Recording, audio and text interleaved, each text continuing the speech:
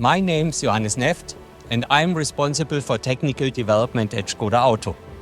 For the last several years, my daily work was focused on the development of our new flagship model. We have extensively tested this 7-seater, fully electric vehicle, not only in laboratory conditions such as climate chambers and wind tunnels, but also in the super hot climate of the desert.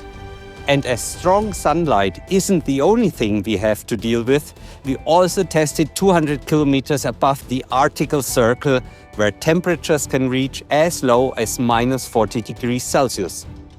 Whether it stays stable, how good the traction is, and how the stability control systems react.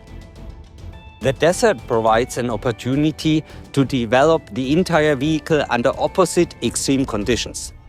The hot, dry and dusty weather allows for rigorous testing of the chassis and brakes, as well as the cooling system. If you can cool down the interior and battery there, the system will work well anywhere in the world.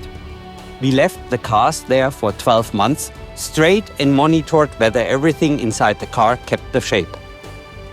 We drove thousands of kilometers on gravel roads in the desert to see if dust could get into the car. Because if dust gets in, water might get in as well, and that has to be prevented. We also monitored stone chipping, that is particularly bad for plastic parts. For 3.5 years, we checked and fine-tuned various details to reach the highest peak of quality. And I hope you enjoyed our new flagship, the Škoda Peaq.